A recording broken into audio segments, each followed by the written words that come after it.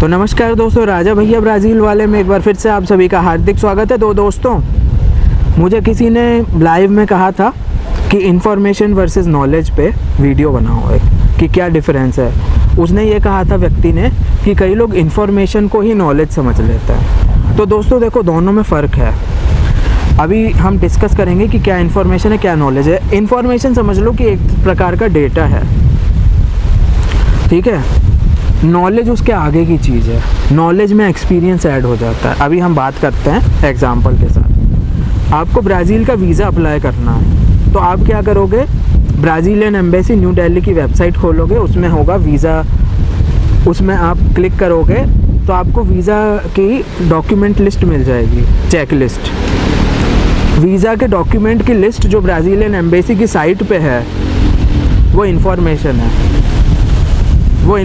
है कि भाई वीज़ा अप्लाई करना है तो आपको पासपोर्ट साइज़ फ़ोटो चाहिए है, वीज़ा अप्लाई करना है तो बैंक स्टेटमेंट चाहिए है, आपको और भी चीज़ें चाहिए हैं, जैसे एड्रेस प्रूफ हो गया, फिर उसके बाद इनविटेशन लेटर हो गया, फिर होटल बुकिंग हो गई, NOC फ्रॉम एम्प्लॉयर है ना, आपका प्रूफ ऑफ एम्प्लॉयमेंट इंडिया का।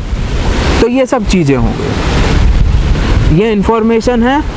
अब आपको समझ में नहीं आता यार कैसे बनाऊँ ये डॉक्यूमेंट क्योंकि आपको सिर्फ इन्फॉर्मेशन मिली है, नॉलेज नहीं है आपके पास, कभी ज़िंदगी में वीज़ा अप्लाई नहीं किया है। तो आप सर्च करते हो ब्राज़ील वीज़ा, आपको राजा भैया ब्राज़ील वाले का वीज़ा मिलता है, फिर राजा भैया आपको सब बताता है, वो नॉलेज है। मेरे पास नॉलेज है उसका, आपके पास इन्फॉर्मेशन है, मेरे पास नॉलेज है।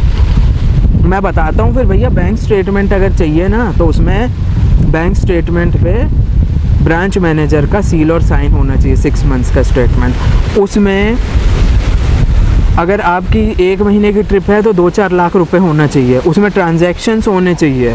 This is knowledge. मैंने अप्लाई किया है, मुझे एक्सपीरियंस है, मुझे समझ आ गई है उस चीज़ की। वो कैसे आई समझ? एक्सपीरियंस से। तो ये चीज़ होती है, ये नॉलेज होती है।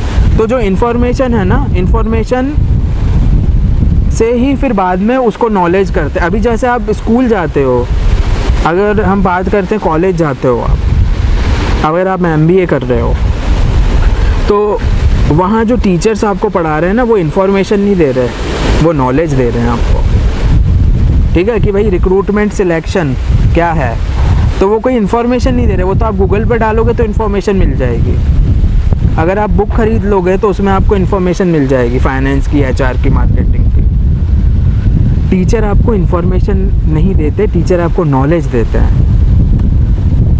वो उनको एक्सपीरियंस होता है। MBA के इंस्टीट्यूशंस में जो टीचर होते हैं उनको इंडस्ट्री का एक्सपीरियंस भी होता है कि भाई उन्होंने ऑलरेडी HR डिपार्टमेंट में, किसी प्राइवेट फर्म में या किसी फैक्ट्री में उन्होंने काम किया हुआ है, तो उन्होंने देखा है कि भाई कैसा होता है चीज़ें, फाइनेंस डिपार्टमेंट में कैसा होता है, ठीक है, मार्केटिंग में कैसा होता है। तो वो जो उन्होंने एक्सपीरियंस किया है, उसके बेसिस पे वो आपको एजुकेट करते हैं, उसके बेसिस पे आपको समझाते हैं, उसके बेसिस पे आपको वो इंफॉर्मेशन प्रेजेंट करते हैं। इन शॉर्ट, वो आपको नॉलेज देते हैं। तो ये चीज़ होती है दोस्तों।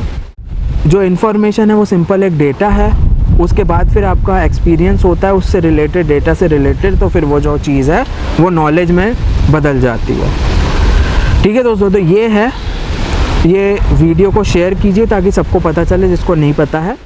नॉलेज को हम ये भी कह सकते हैं कि भाई समझ है।